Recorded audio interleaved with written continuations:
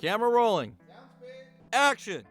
It was challenging in the sense that a week before production, I was in the emergency room, my Crohn's disease. We weren't sure if I had appendicitis or not, but I was in severe pain.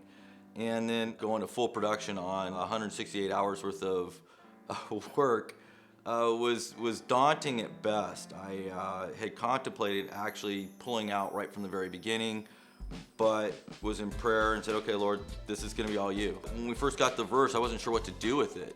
The story of Jacob and Rachel is an Old Testament representation of Christ's relationship to the church.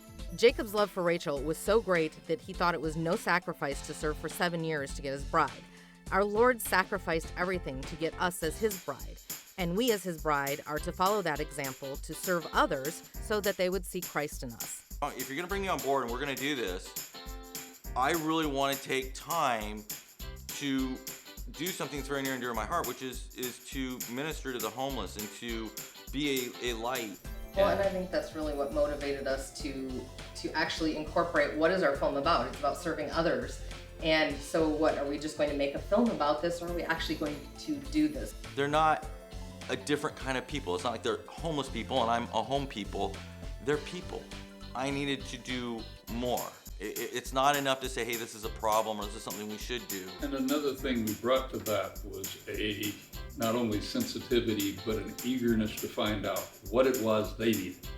What was of service to them, not just what we thought would be a good idea. And they told us. It's just a blessing to be able to take that Sunday that we should have been filming and only film for a short time during the morning and spend the afternoon serving and loving on my neighbors who are right next door. Well, interestingly enough, that also brings into another story on set. A gentleman was an extra that we didn't find out until after filming with him that he actually himself was living out of his car. On another scene, somebody else found out that he didn't have anywhere to be and said, hey, I've got an extra bedroom.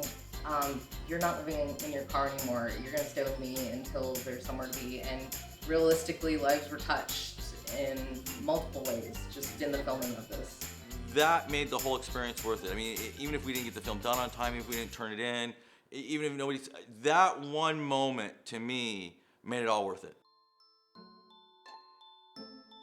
Green Eggs and Ham is a story I read to my kids all the time because I wanted them not to be afraid to try new things. So I thought this was just an appropriate setting to have a situation where serving is something people don't want to try to do. But writing it and keeping in the cadence and putting all these things together was a little bit more challenging than I had anticipated. When I first looked at the script, my immediate reaction was, no way is he going to be able to do this. And then I stopped and thought about it for a minute and said, wait a minute, we're talking Jonathan here. He'll do this. Not only will he do it, it'll look great. And it did. Selecting the actors for this was actually kind of a no-brainer. I've worked with Kate Barnett on many projects, and we wanted to do the ladder fall. She was all up for doing that. Had a stunt coordinator work with her on that. And we were talking about something where you have such little time, you really go to your A-list of people that you like to work with. John Lunsford, I've worked with him in the past also. He's just such a humble man to work with. Neil Spain came on as God. By the way, I'm not God. I've worked with him before.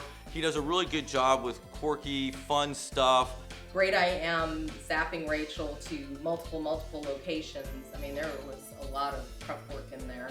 Well, that and just the business of having to, in some cases through special effects, which really amazed me when I saw the results on the video, taking Kate and putting her in a room full of people who didn't exist.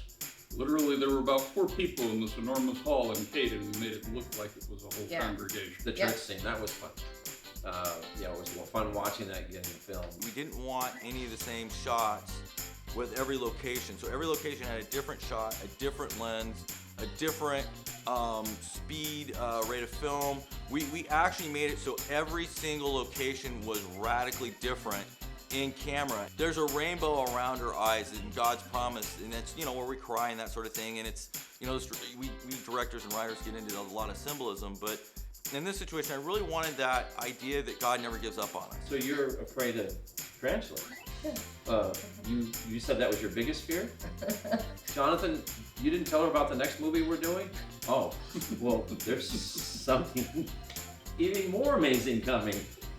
Remember at the end of the movie it says to be continued? Wait till you see what's coming. Oh, be afraid.